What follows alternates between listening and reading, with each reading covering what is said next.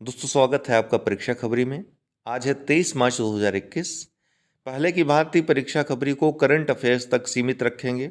बाकी सेगमेंट हम अलग से चलाएंगे, अलग से सीरीज चलाएंगे उसके लिए। तो अभी टाइम का कोई ऐसा दिक्कत नहीं है, किसी टाइम उस सीरीज को जो हमारा सामान्य अध्ययन का चल रहा था उसको अलग कर लेंगे। इससे तो इससे बेनिफिट होगा। हमको लग रहा है कि 10 से 15 मिनट का ये जो करंट अफेयर्स है, डिस्कशन है, आपके काफ़ी काम प्रीलिम्स और मुख्य परीक्षा क्या आएगा, तो इसको करंट अफेयर्स तक ही हम फोकस रखते हैं। बाकी आप लोगों की राय भी जानने के लिए एक अलग लाइव वीडियो करेंगे।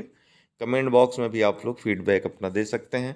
चलिए शुरू करते हैं। आज 23 मार्च है, बहुत महत्वपूर्ण दिन है। देह दिवस के लिहाज से दो महत्वपूर्ण दिवस आज के दिन मनाए जाते हैं। एक शहीद दिवस और दूसरा विश्व मौसम विज्ञान दिवस। शहीद दिवस, इन तीन जो महापुरुष हैं, सरदार भगत सिंह, दादा राजगुरु, दादा सुखदेव, इन तीनों लोगों को 23 मार्च 1931 के दिन फांसी दी गई थी। और आपको पता होना चाहिए कि शहीद दिवस दो दिन मनाया जाता है भारत में। एक 1 जनवरी को मनाया जाता है और एक 23 मार्च को। 1 जनवरी को क्यों? क्योंकि 1 जनवरी 1948 को महात्मा गांधी की शहादत हुई थी। महात्मा गांधी को नाथूराम गोडसे ने गोली मारी थी, तो उनकी शहादत की याद में। और 23 मार्च 1931 को भगत सिंह, राजगुरु, सुखदेव को फांसी दी गई थी। उस उपलक्ष्य में शहीद दिवस हम मनाते हैं, याद करते हैं इन तीनों भारत के वीर सपूतों को और प्रेरणा लेते हैं कि किस तरह से देश से प्रेम करना चाहिए, देश प्रेम का जो पराकाष्ठा है वो क्या होनी चाहिए। चलिए आगे बढ़ते हैं। शहीद दिवस 23 मार्च। आज 23 मार्च को भारत के तीन वीर सपूतों का दिवस, शहीद दिवस है। 23 मार्च के ही दिन देश के लिए लड़ते हुए तीनों ने अपने प्राणों को न्यौछावर कर दिया था। देश आज इनका शहीद दिवस मना रहा है। यह दिवस देश के प्रति सम्मान का अनुभव कराता है कि देश के लिए प्राण भी अगर न्यौछावर करने पड़े तो कर देना चाहिए। यहाँ लोग भ्रष्टाचार कर करके देश को खोखला करते जा रहे हैं। 23 मार्च ही वह दिन है जिस दिन भारत माँ के वीर सपूतों को फांसी पर अंग्रेजों ने लटका दिया था। 23 मार्च 1931 को एक अन्य दिवस भी आज के दिन मनाया जाता है, विश्व मौसम विज्ञान दिवस। क्यों? क्योंकि 23 मार्च 1950 को विश्व मौसम विज्ञान संगठन के रूप में एक नए संगठन की जो है स्थापना हुई थी। आपको पता होना चाहिए, विश्व मौसम विज्ञान संगठन ये संयुक्त राष्ट्र की एक विशिष्ट संस्था है। ये आ सकता है एग्जाम में। संयुक्त राष्ट्र की विशिष्ट संस्था है। इसका मुख्यालय जेनेवा, स्विट्जरलैंड में है। तो प्रतिवर्ष 23 मार्च को पूरी दुनिया में विश्व मौसम विज्ञान दिवस मनाया जाता है। इस दिन को मनाने के पीछे मुख्य कारण है कि लोगों को मौसम विज्ञान और इसमें हो रहे बदलावों के प्रति जागरूक करना। सन 1950 में, आज से 71 साल पूर्व, विश्व मौसम विज्ञान संगठन की स्थापना की गई थी। संस्था के अस्तित्व अथवा स्थापना के जश्न को मनाने के लिए ही प्रतिवर्ष 23 मार्च को विश्व मौसम विज्ञान दिवस के रूप में मनाया जाने लगा। कहाँ है इसका हेडक्वार्टर? जिनेवा में है, स्विट्जरलैंड में है। ओके। इस बार का जो विषय रहा, थीम जो रही विश्व मौसम विज्ञान दिवस की दोस्तों 2021 की, महासागर, जलवायु और मौसम। अति महत्वपूर्ण है, ध्यान रखिएगा। महासागर, जलवायु और मौसम। इसी के साथ विश्व के सतत विकास के लिए महासागर विज्ञान के संयुक्त राष्ट्र दशक की शुरुआत भी इसी के साथ की जा रही है। तो ये 2021 से 2030 तक कौन सा दशक रहेगा? महासागर विज्ञान के संयुक्त राष्ट्र। तो संयुक्त राष्ट्र कौन सा दशक मना रहा है इस बार? महासागर विज्ञान के संयुक्त राष्ट्र दशक की शुरुआत 2021 से 2030 तक ही मनाया जाएगा। ठीक है, ध्यान रखिएगा, विश्व के सतत विकास के लिए।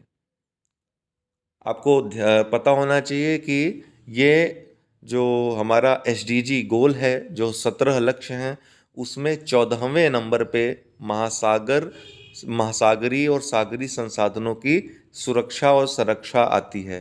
कैसे नंबर पे? 14वें नंबर पे। 22 मार्च को दोस्तों विश्व जल दिवस मनाया जाता है। क्या? विश्व जल दिवस मनाया जाता है 22 मार्च को।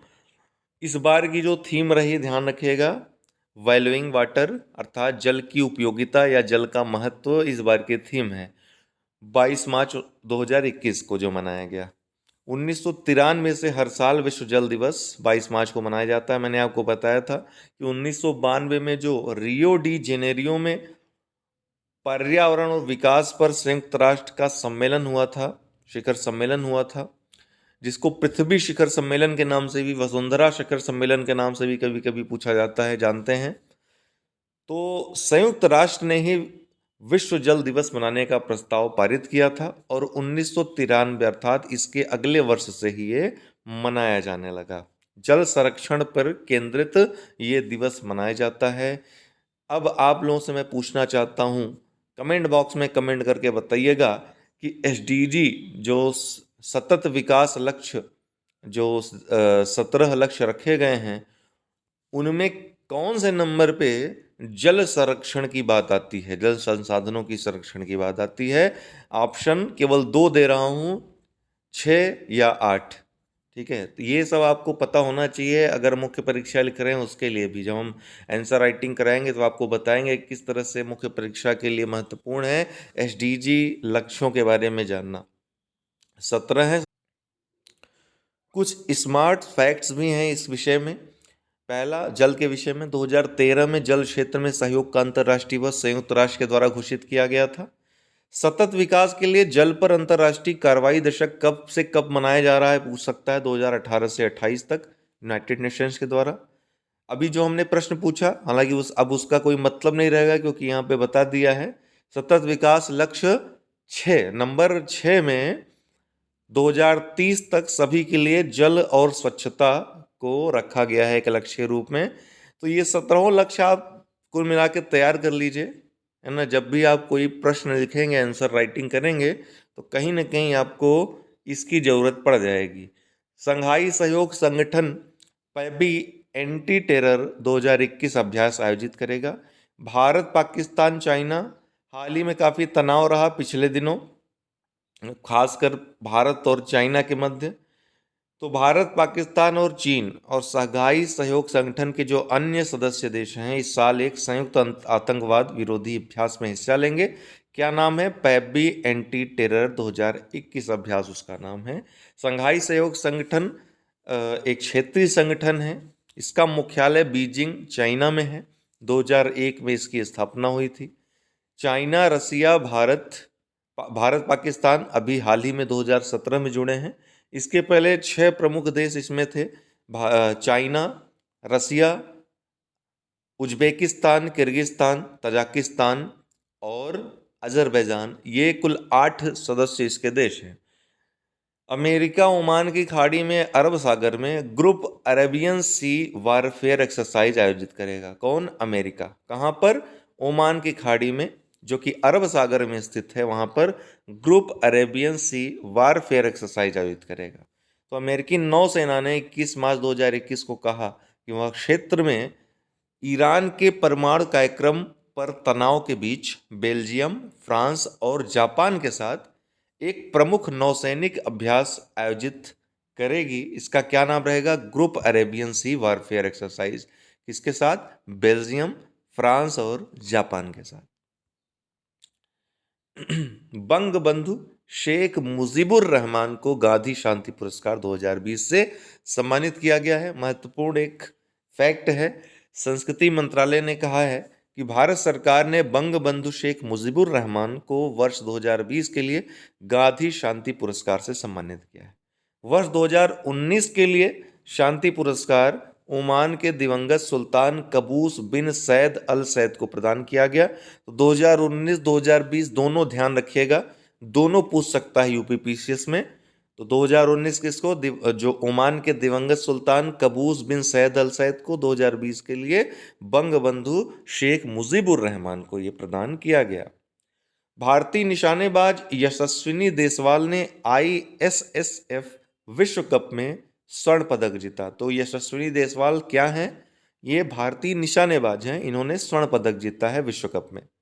भारतीय निशानेबाज यशस्विनी सिंह देसवाल ने 20 मार्च 2021 को दिल्ली की doctor Karni Singh shooting range में चल रहे इंटरनेशनल शूटिंग स्पोर्ट्स फेडरेशन विश्व कप की महिला 10 मीटर एयर पिस्टल, ये स्पर्धा भी ध्यान रखिएगा, महिलाओं की 10 मीटर एयर पिस्टल स्पर्धा में इन्होंने स्वर्ण पदक जीता है। कहाँ पर आयोजित हुआ था? ये दिल्ली में आयोजित हुई थी प्रतियोगिता। सौरभ चौधरी और मनु भाकर को 10 मीटर पिस्टल मिश्रित टीम का स्वर्ण पदक मिला। तो इसी चैंपियनशिप में सौरभ चौधरी और मनु भाकर ने मिश्रित टीम अर्थात महिला पुरुष मिश्रित टीम का इन्होंने 10 मीटर पिस्टल में स्वर्ण पदक जीता है। सौरभ चौधरी और मनु भाकर की जोड़ी ने हाल ही में ISSF विश्व कप निशानेबाजी में 10 मीटर एयर पिस्टल मिश्रित टीम स्पर्धा का स्वर्ण पदक जीता। भारतीय जोड़ी ने फाइनल में ईरान के गोलनोश सेब हातोलाही और जावेद फरोगी को 16 बार से हराया। ये ध्यान रखने की जरूरत नहीं है, इतना याद रखिएगा सौरभ चौधरी और मनु भाकर ने मिश्रित श्रेणी में और यशस्विनी देसवाल ने ये स्वर्ण पदक जीता व्यक्तिगत श्रेणी में महिलाओं की। डेली करंट अफेयर्स क्विज में देख लेते हैं कुछ फैक्ट्स अगर हैं तो।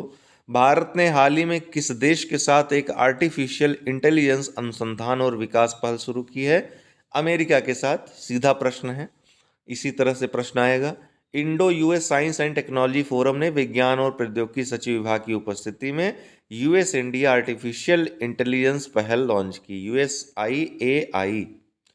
भारतीय नौसेना ने ऑपरेशन संकल्प के तहत फारस की खाड़ी में किस देश के साथ पैसेज एक्सरसाइज पासेक्स में हिस्सा लिया? तो बहरीन के साथ। तो भारतीय नौसेना ने ऑपरेशन संकल्प के तहत फारस की खाड़ी में, ध्यान रखिएगा, किस देश के साथ पैसेज एक्सरसाइज में हिस्सा लिया? बहरीन के साथ। भारत कई खाड़ी और तटीय देशों के साथ पासेक्स एक्सरसाइज में भाग ले रहा है। हाल ही में इंडोनेशिया के साथ भाग लिया था, इसके पहले बांग्लादेश के साथ भी भाग ले चुका है, इसके पहले अन्य जो कंट्रीज है उनके साथ भी भाग लेता रहा है। भारतीय नौसेना ने ऑपरेशन संकल्प के तहत फारस की खाड़ी में रॉयल बहरीन नौसेना बल के साथ पासेज एक्सरसाइज, जिसको पासेक्स भी कह सकते हैं, में हिस्सा लिया। पासेक्स या पैसेज एक्सरसाइज नियमित रूप से मैत्रीपूर्ण देशों की नौसेनाओं के साथ भारतीय नौसेना द्वारा आयोजित किया जाता है। किसी एक रक्षा मामलों की वेबसाइट मिलिट्री डायरेक्ट, एक वेबसाइट है मिलिट्री डायरेक्ट, हालांकि इसके आंकड़ों पे इतना ज़्यादा यकीन नहीं किया जा सकता है, ठीक है, ये फेंकने पे आधारित आंकड़ा कहा जा सकता है, कौन सा देश कितना फेंक रहा है। तो चाइना आजकल ज़्यादा फेंक रहा है ना, अपने आप को सबसे शक्तिशाली, सर्वाधिक शक्तिशाली दिखाने के लिए। तो मिलिट्री डायरेक्ट के एक अध्ययन के अनुसार दुनिया में सबसे ताकतवर सेना किस देश की है? चाइना की है। दूसरे नंबर पे अमेरिका की सेना को दिखाया गया है और भारत की सेना को रसिया के बाद चौथे स्थान पे दिखाया गया है ताकतवर सेना के मामले में। हालांकि ये थोड़ी सी अच्छी खबर मानी जा सकती है। तो अमेरिका जो है सेना पे बहुत ज़्यादा खर्च करता है, भारी भरकम खर्च करता है, वेल ट्रेंड और प्रोफेशनल सैन्य बल है उसके पास, ये हर किसी को पता है। लेकिन इस थिंक टैंक के अनुसार तो चाइना की सबसे ताकतवर सेना है विश्व में। फिलहाल ये इस रिपोर्ट की बात करेगा तो आप चाइना ही लगाइएगा। रक्षा मामलों की वेबसाइट मिलिट्री डायरेक्ट के अध्ययन के अनुसार दुनिया में सबसे ताकतवर सेना चाइना की है। कहा जाता है ना, जल गगरी छलकत जाए, तो जो जिसके बाद कम रहता है वो उछलता ज़्यादा है। तो चाइना आजकल उछल ज़्यादा रहा है, जबकि भारत चौथे स्थान पे है। आर्मी पर भारी भरकम पैसा खर्च करने वाला अमेरिका दूसरे नंबर पे है, इसके बाद रूस तीसरे नंबर पे है। ध्यान रखिएगा, चाइना ने विगत 10 वर्षों में अपनी सैन्य ताकत को कई गुना ज़्यादा बढ़ा लिया है। तो इस रिपोर्ट को आप बिल्कुल सिरे से खारिज भी नहीं कर सकते हैं। चाइना लगातार अपनी सैन्य ताकत को बढ़ाता जा रहा है, यहाँ तक कि हथियार के मुख्य आयातक से अब प्रमुख निर्यातक की तरफ का सफर वो तय कर रहा है। तो चाइना की मिलिट्री पावर धीरे धीरे बढ़ रही है, ध्यान रखिएगा इस बात को। हालांकि वो अमेरिका के बराबर अभी नहीं हो पाई होगी, जहाँ तक अन्य आंकड़े अगर हम देखते हैं, ठीक है, हथियारों की क्षमता को देखते हैं, ये सब देखते हैं, तो ये पता चलता है कि अमेरिका जैसी सैन्य ताकत अभी तक चाइना के पास नहीं हुई है। लेकिन सैन्य ताकत जरूर वो बन चुका है, बड़ी ताकत, महाशक्ति बन चुका है। भारत के पैरा एथलीट सिंहराज ने 2021 पैरा निशानेबाजी विश्व कप में कौन सा पदक जीत लिया है? तो स्वर्ण पदक जीता है। किसने? भारत के पैरा एथलीट हैं सिंहराज ने। 2021 पैरा निशानेबाजी विश्व कप इन्होंने स्वर्ण पदक जीता है। नाम याद रखिएगा, सिंहराज। भारत के पैरा एथलीट सिंहराज ने 2021 पैरा निशानेबाजी विश्व कप में स्वर्ण पदक जीत लिया है। संयुक्त अरब अमीरात के अल इन में खेले जा रहे इस टूर्नामेंट में सिंहराज ने 10 मीटर एयर पिस्टल में यह खिताब जीता है। तो ध्यान रखिएगा, इन्होंने निशानेबाजी विश्व कप, जो कि पैरा एथलीट में ये आता है, इसमें 10 मीटर एयर पिस्टल में इन्होंने खिताब जीता है। ठीक है, तो थैंक्स फॉर वाचिंग।